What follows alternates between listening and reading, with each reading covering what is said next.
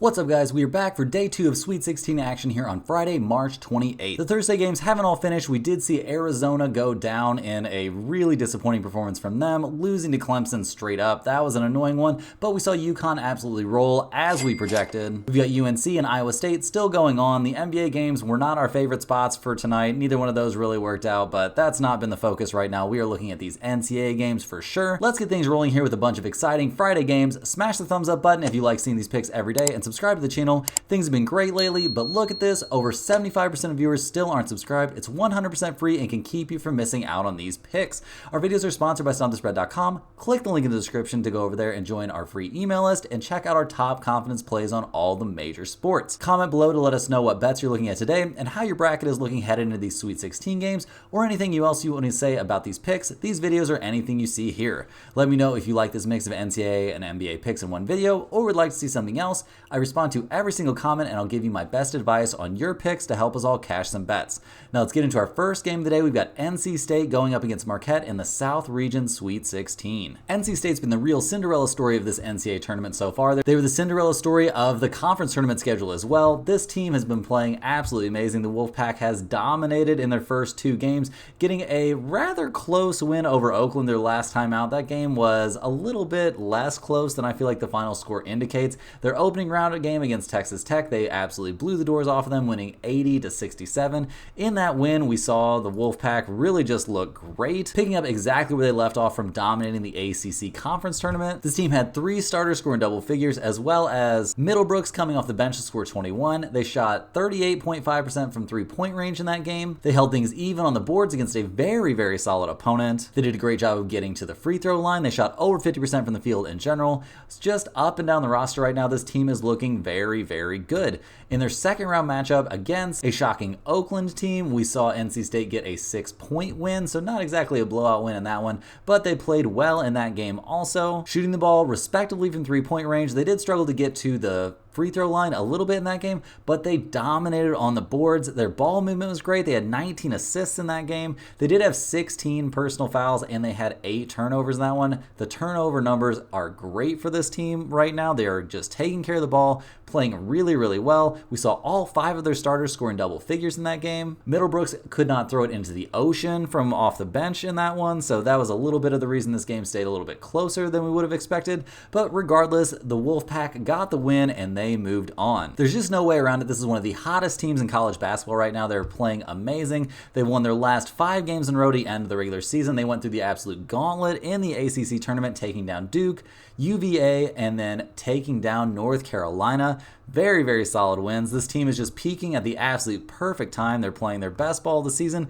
There's more than enough reason to be scared that this team could possibly continue this rampage where they keep just upsetting the apple cart. They're taking on a very tough opponent in this one, though. Marquette has looked very good through their first 2 games. They did win a squeaker against Colorado their last time out. In their opening round game against Western Kentucky, a lot of people had this pegged as a possible upset spot for Marquette. That is not what we saw happen, though. Things were a little bit sketchy there in the first half, but as everyone settled down, got into their roles, they managed to come out with an 87-69 win and cover for us, so we definitely take that one, put it on the board. In that win, we saw Kolek play really well, but really the main character of this game for the Marquette Golden Eagles was Cam Jones. He played absolutely amazing, going 5 of 10 from long range, shooting 10 of 16 from the field overall, and putting up 28 points. Marquette continues to be a little bit of an enigma on the boards. They're just not a very good rebounding team. They don't have those big, aggressive players that you need to get in there. They've got bigs, don't get me wrong, but they are not really aggressive rebounders. Marquette also had a hard time getting to the free throw line in their opening round game.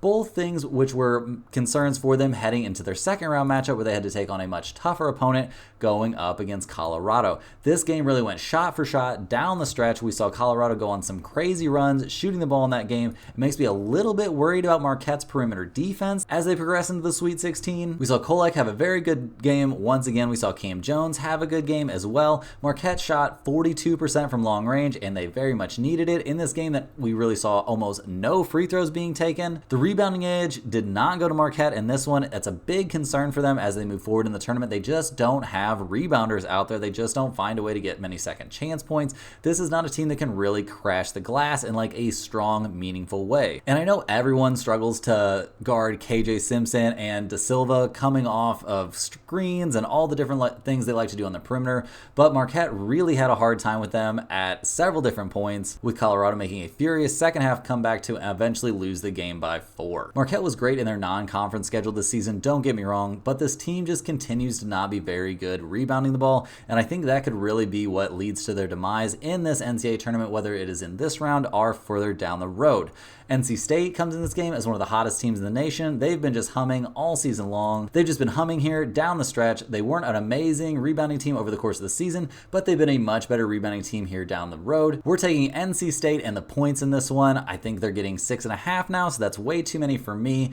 Marquette with no physical bigs out there, they're going to have a hard time getting any rebounds at all. Give me NC State. I think they're live to win this game straight up, but I'm going to be mostly riding just NC State and the points. Next up, we've got the Gonzaga Bulldogs going up against Purdue. Gonzaga made it this far in the tournament thanks to a very solid opening round win over McNeese, and then a pretty easy second round win where they blew the doors off of Kansas, a very short-handed Kansas team. In that win over McNeese that a lot of people thought could be pretty close, not us exactly, we saw Marquette jump out to a dominant halftime lead, almost doubling up their opponent. They were winning 48-25 after that first half. Gonzaga shot the ball extremely well from three-point range. They dominated the boards as you would kind of expect them to do against a mid-major opponent, and just in general, they looked great. 4 of their 5 starters scored in double figures. They had plenty of scoring coming off the bench. Just in general, they looked very, very good in this game. In the second round going up against Kansas, we saw Gonzaga play one of their better games of the season. The Zags shot well over 50% from three-point range. That's pretty stunning.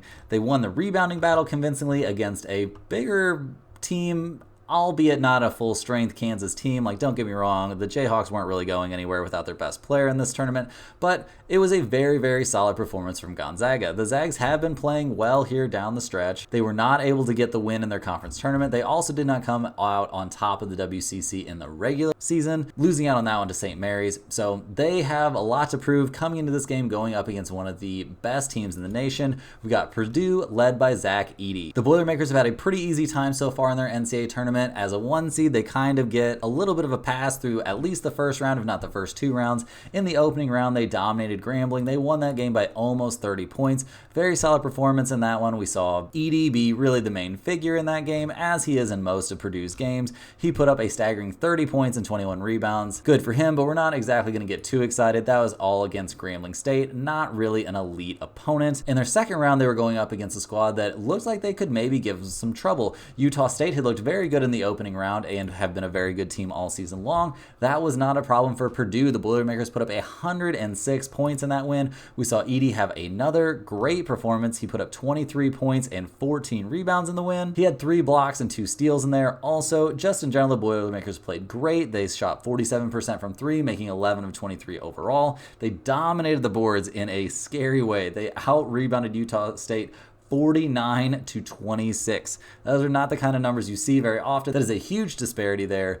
Purdue is just a dominant rebounding team, and they have been all season long. This squad is pretty tough, guys. This is going to be very interesting to see how they do going up against Gonzaga. Do the Zags really have the bigs to hang with Edey? Are they going to be able to slow him down at all? And this is a very interesting matchup because these teams have faced each other already this season. Very early in the year, we saw Purdue get a 10-point win against then number 11 Gonzaga. In that game, we saw Edey score 25 points and have 14 rebounds. So the Zags really did not seem to have any answer for him then, and I don't think they're going to have too much of an answer for him now. We're going with Purdue minus 5.5 in this one. I think they find a way to get a comfortable win over a Gonzaga team who's had a sneakily easy road to this game. I don't think the Zags are that great of a team. They have been playing really well, don't get me wrong, and maybe if they have some crazy night where they shoot the lights out or they get Edey in foul trouble, then things could change. But I don't think that's going to be what happens in this one. Give me Purdue minus 5.5. This is one of my favorite plays of the day. Next up, we're looking at the Duke Blue Devils taking on the Houston Cougars in the South Region Sweet 16. Duke comes into this game fresh off wins over Vermont and JMU. Not exactly the kind of wins you're going to write home about, especially in the NCAA tournament. The Blue Devils have had a pretty easy road thus far. In their opening round game against Vermont, they actually got something of a scare. They did not look amazing in that game until late in the second half. They kind of managed to play some solid defense, knock down the occasional shot, and pull away from a very, very low-tier mid-major opponent. The Blue Devils then got to take on James Madison, where they played their best game of the tournament so far, and it wasn't particularly close. In the win over James Madison, Duke won 93-55. They absolutely shot the lights out in that win. They shot 50% from three-point range, which is very, very good for this team. They won the battle of the boards, and they held their opponent to only 55 points. Pretty crazy stuff overall. We saw them not have to rely too much on Filipowski. He only played 21 minutes in that game. It was more of a perimeter-oriented and offense-oriented kind of game where they didn't have to dump the ball into Filipowski a bunch of times. I think that's actually a better way for this team to play, but in general, it hasn't necessarily been the way that they've played over the course of the season. Making that big of a switch up here in the NCAA tournament can seem pretty scary, but it looked pretty good for them in this one, albeit against a mid-major opponent in James Madison. Now the Blue Devils have to go up against one of the absolute best teams in the country, a very, very scared opponent in the Houston Cougars. Houston comes into this game fresh off a very, very tough win over Texas A&M. In their first round matchup against Longwood, they absolutely destroyed them. We're not really going to go over that game too much. It was an absolute blowout, as you would really expect from such a solid team like Houston. In the win over Texas A&M, a team that they have had some trouble with in a matchup earlier this season, we saw Houston need overtime to get the win. I think that was a pretty big scare for them, and they really had to fight for their life in that game. We saw a crazy amount of free throws in that one, so hopefully this game will be a little bit more of letting the Cougars play their tough physical defense. In that game, they did give up a lot of points to Taylor IV, but he only shot 5 of 26 from the field, so it was clear that the Houston defense was really affecting him.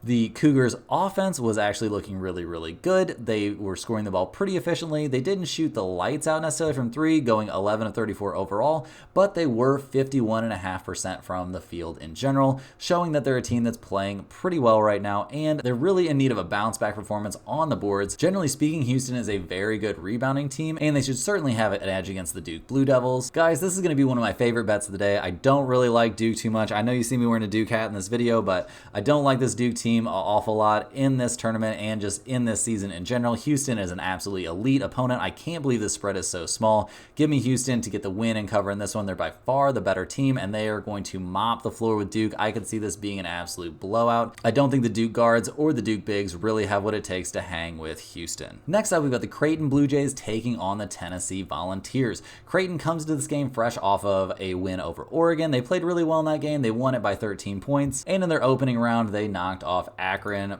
77-60. In that game, we saw Creighton play very well, especially in the second half when their defense started to kick in. The Blue Jays shot nearly 60% from three-point range in that game. They won the battle of the boards. They really did a solid job of dominating a tough upstart mid-major opponent. In their second round win against Oregon, things were much, much crazier. Creighton needed 2 overtimes to get that win. Oregon took a tough injury down the stretch. The Ducks were playing out of their minds. Creighton managed to hang in there, though. They weathered the storm. Creighton shot the ball well, but not incredible from three-point range, by their standards at least, going 15 of 39 from deep. This team is going to be firing up some threes. They did have 4 starters score at least 18 points in that game. It was obviously a very crazy game going into double overtime. It really sucked to see an injury really hurt the Oregon chances. I hope the Ducks get to bring back a lot of these players. They're going to be a very exciting team next season if that happens to be the case. But regardless, Creighton came out with the win. They keep playing their patented style of basketball. They are going to fire up some threes. They're going to crash the boards. They've got a legitimate big in there. This is a very good team. They've been one of the best offensive teams in the nation all season long.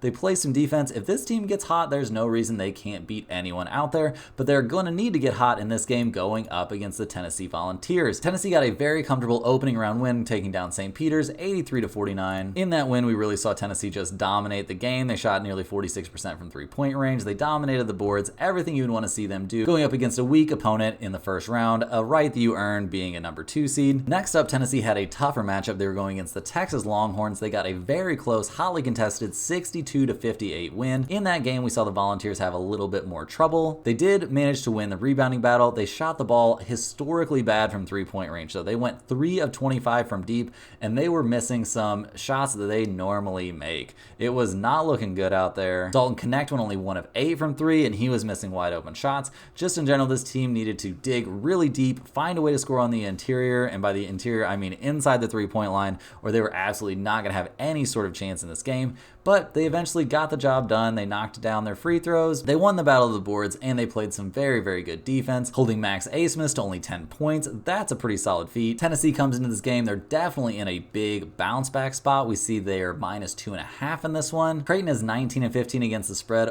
overall this year. Tennessee is only 17, 16, and 1 against the spread. Those aren't really huge numbers, so we can't draw a ton from this. This isn't a game that I have a ton of confidence in, guys, but give me Tennessee minus 2.5 as a small lean on this one. It's not going to be one of my bigger bets of the day. I just think they're in a solid bounce back spot, and if Creighton happens to have any sort of off shooting night or are too bothered by Tennessee's defense, they're going to have a really, really hard time. Switching gears here a little bit, we're going to take a quick look at a few games from the NBA slate. We've got the LA Clippers going on the road to take on the Orlando Magic. The Clippers come into this game fresh off a 1-point road win over the Philadelphia 76ers. This team has just not been looking great right now. There was definitely a missed call at the end of that game, so Philly could have definitely won that one at the free throw line. Just in general, the Clippers have not been looking good. They've lost 2 of their last 3 overall. Should have lost that last one, so they should actually be on a 3-game losing streak. Before that, their wins were over Portland. 2 wins over the Trailblazers aren't exactly going to impress me. This squad is healthy now. They have Russell Westbrook back, and it's just very, very curious to see them having such a hard time at this point in the season. They're not looking good. They come into this game looking relatively healthy, with no meaningful absences even possible on the injury report. They should be at full strength, but that hasn't really mattered lately. They just haven't been looking like a very good team, and this is not a good time for them to be falling apart. Right now, they're sitting in the 4 seed, but they're only 2 games up on the Dallas Mavericks and 2.5 games up on teams like the Suns, so they are very much in that mix. They're capable of falling off here. They could end up in the play-in tournament if they don't watch their step. Going on stretches where you've only won 4 of your last 10 games, that's not a great look at this point in the season. And they're taking on a very tough opponent in this one. They're playing on the road at the Orlando Magic. Orlando comes into this one fresh off of a very weak showing against the Golden State Warriors, who didn't have Draymond Green in that game, effectively, as he got ejected after only 4 minutes of play. Weirdly enough, the Magic didn't really have any answer for Andrew Wiggins, not exactly someone who's had a great season. Orlando had a terrible time from the free throw line in that game against the Warriors. It was just a really weird one from Orlando in general. They come into this game looking healthy. They should be ready to go for this one. They've got all their main pieces. There's really a very clean bill of health for this Orlando Magic team right now,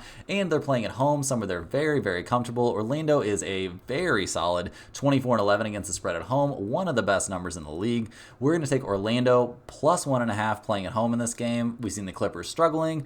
I think this young Orlando team, with all its length and athleticism, is going to give them a really hard time.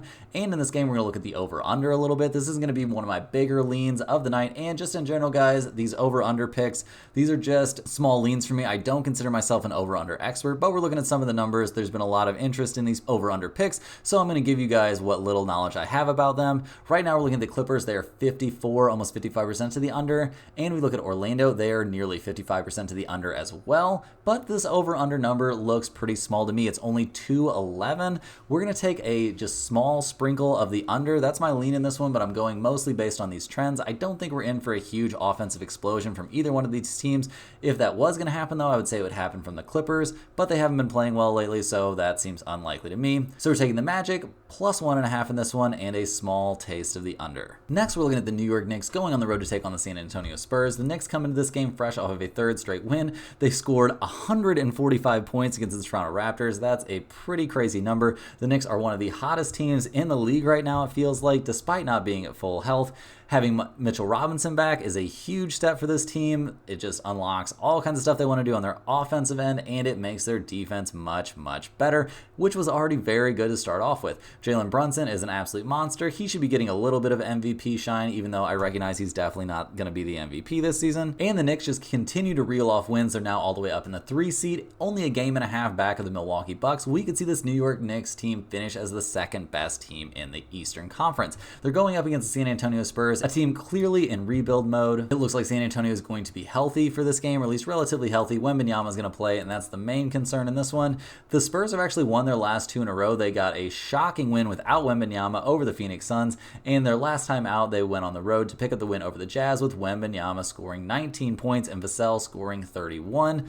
This team is playing better down the stretch here, there's no doubt, but they're taking on a real opponent in this one. We see San Antonio is getting 9.5 points. The Knicks are 19, 14, and 2 against the spread on the road. that's a pretty solid number. We're definitely liking that one a lot. San Antonio is 18-18 against spread at home, so nothing too crazy to read from that. Obviously, there's no one on the Knicks or really in the league that looks like that can guard Wembanyama and his crazy mix of size and athleticism, but we're taking the Knicks minus 9.5 in this one. This is one of my favorite NBA picks of the night. I think they definitely find a way to win this game by double digits. Also, we want to look at the over-under on this game. The Knicks are one of the best teams in the league. They're 61.1% to the under. We also see the Spurs are a slight to the under team. So if you want to bet the over-under on this game, I would be on the under 216 side of things. Next up, we're looking at the Houston Rockets going on the road to take on the Utah Jazz. Houston comes into this one playing by far their best ball of the season. They're the hottest team in the NBA, winners of 10 in a row. They're really putting the pressure on the Warriors for that last play-in spot in the West. Currently, Golden State holds a 1-point edge over Houston, but the Rockets, like I said, they just keep reeling off win over win. The last time out, they won a very solid game at Oklahoma City. Now they get to play a much less solid team going up against the Utah Jazz. Houston is healthy for this game. Obviously, they're not going to have Alperen Sengun for the rest of the season, so that sucks for them, but other than that, they are looking really, really good and really, really healthy. The Utah Jazz, on the other hand, come into this game fresh off yet another loss. They're riding a 7-game losing streak. Right now, they are dealing with Markkanen constantly being listed as day-to-day. We see Jordan Clarkson is out for this game. Will Markkanen actually end up playing? That's obviously a big deal. He's officially questionable with right shoulder soreness, so I don't know if they're trying to hold him out just to tank or if he's actually dealing with some sort of shoulder issue. If he is, that can definitely affect your shooting, though. Regardless of his availability, though, we're taking the Houston Rockets -3 on the road. Houston has not been a very good road team against the spread, but we're not too worried about that. Yeah, Utah's been good against the spread at home, but those numbers came from a long time ago. Definitely give me Houston -3 on the road in this one. I think this game definitely has some significant value. Last but not least, we're looking at the Dallas Mavericks going up against the Sacramento Kings. Dallas comes into this game fresh off of another win. They've won 5 straight. They're just reeling off wins, and their last win was game 1 of this little 2-game series they're playing at Sacramento. We saw the Mavs get a blowout 132-96 win in that one. Dallas continues to just play great. They've got Luka and Kyrie both healthy. This team is staying healthy for once. They've had guys in and out of the lineup all the time. We do see that Luka is currently listed as questionable with Achilles soreness in this game, so you're definitely going to want to monitor that. If he is healthy, though, this is going to be a very interesting one going up against the Sacramento Kings, who absolutely laid an egg against them in the first game of this little 2-game series that's going on at Sacramento. They're healthy coming into this one, the Kings are, so they're going to have everybody out there. So really, this is just comes down to a matter of whether or not Doncic is going to be healthy and ready to go. If he plays, we really like the Mavs +2 in this one, or anything that's really reasonable, but I would judge from the spread here that there's a decent chance that Doncic doesn't play. If he doesn't play, we're going to be on the Kings, so just keep an eye on that. His availability really swings this pick completely one way or the other. That's all the games we have for today, guys. Hit that like button for good luck on all your bets, and subscribe if you're new. Let me know in the comments any questions you have on today's slate. Thanks for watching. You can click the link in the description to check out stumpthespread.com, and we will see you guys tomorrow for more sports betting action.